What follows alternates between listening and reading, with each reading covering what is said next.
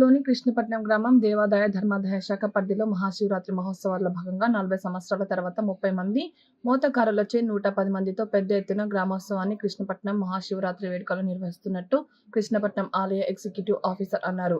శనివారం సాయంత్రం కృష్ణపట్నం ఆలయ చైర్మన్ మామిడాల శ్రీనివాసుల ఆధ్వర్యంలో మహాశివరాత్రి వేడుకల నిర్వహణ గురించి మీడియా సమావేశం నిర్వహించారు. ఎగ్జిక్యూటివ్ ఆఫీసర్ వివరాలను వెల్లడించారు. ఈ సందర్భంగా ఆయన మాట్లాడారు. కృషి చేయడం జరిగింది. ఈ కృషిలో భాగంగా చైర్మన్ గారు, మా ట్రస్ట్ బోర్డు సభ్యులు, అర్చకులు, గ్రామ ప్రజలు అందరి సహాయ సహకారాలతో ఈ కార్యక్రమాన్ని విజయవంతం చేయాలని మా ఆకాంక్ష. ఇందులో భాగంగా 40 సంవత్సరాల తర్వాత ఈ దేవస్థానంలో స్వామివారి ఉత్సవం యాక్చువల్గా 1 గంటకు రాత్రిపూట జరిగేది. అలా కాకుండా ఈసారి భక్తులందరూ చూడాలని చెప్పి 10 గంటలకు మాత్రమే ఇది మొదలు పెట్టడం జరిగింది. అది కూడా మోతకారులచే ఈ ఉత్సవాన్ని 4 కిలోమీటర్ల మేర ఈ ఉత్సవాన్ని ఏర్పాటు చేయడం జరిగింది.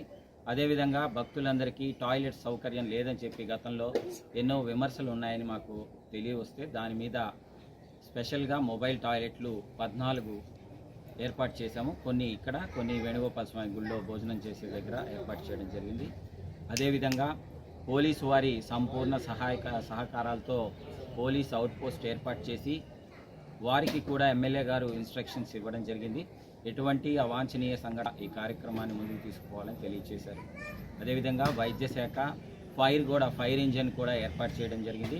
24/7 వైద్య అధికారుల చేత ఒక మెడికల్ క్యాంపును కూడా ఏర్పాటు చేయడం జరిగింది. భక్తులకు వసతిగా ఉండేటట్టు నీళ్ల సౌకర్యం కోసం సింటెక్ ట్యాంక్స్లు ఒక 5 కొళాయిలు పెట్టించి 5 చోట్ల ఏర్పాటు చేయడం, మరియు క్యూ లైన్లో భక్తులందరికీ water packets, water bottles, biscuits, మజ్జిగ కూడా ఏర్పాటు చేయడం జరిగింది.